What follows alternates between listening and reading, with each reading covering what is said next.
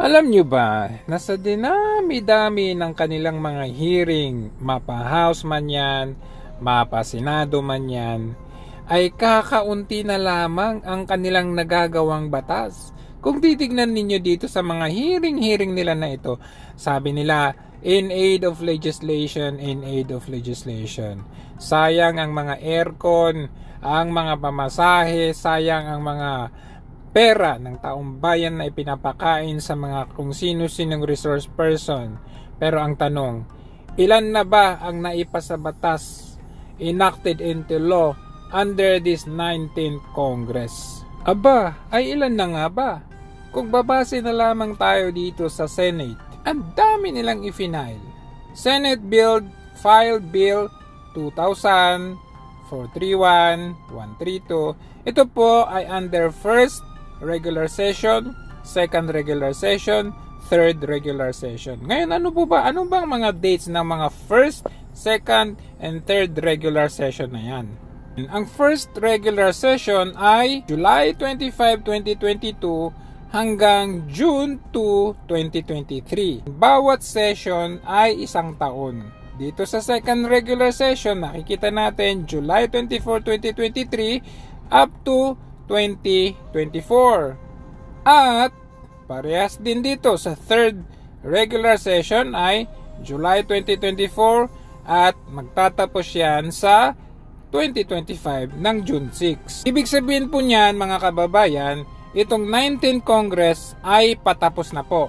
Papasok na po tayo sa 20th Congress, which is kaya tumatakbo yung mga senador ngayon, re-electionist, kasi papasok na tayo sa 20th Congress na kung ay tawagin.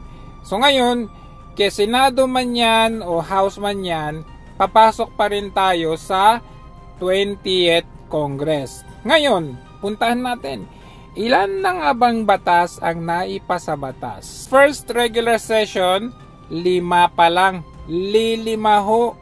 Ibig sabihin sa loob ng isang taon, 5 ang naipasa batas. Dito naman sa second regular session, sa loob ng isang taon, 23 lang na batas ang naipasa batas. At kung papasok na tayo sa third regular session, which is ito na po ngayon, yung last, ay akalain nyo, iisa lang ang naipasa batas.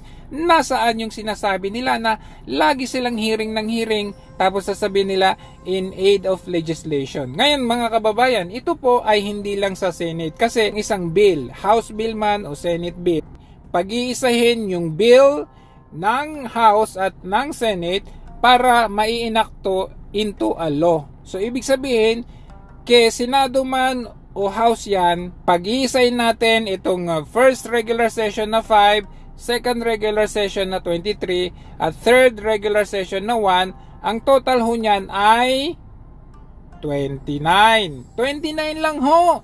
Abay, akalain ninyo, sa loob ng 19th Congress, 3 taon, 229 pa lang. Ngayon, puntahan nga natin yung previous na Congress. Sa 18th Congress, which is under Duterte administration na po ito. Titignan natin parehas din yung first regular session, ayan po, isang taon din yan, 2019 to 2022. Ilan na ho bang batas ang naipasa batas nila sa loob ng 3 taon, which is, ayan po yung 18th Congress. Ayan po, napakalinaw oh. So makikita ninyo, ilang bills ang na-file? 311 bills. Ngayon ang tanong, ito po ba ay enacted into law? Ito po ba ay ginawang batas? Yes po.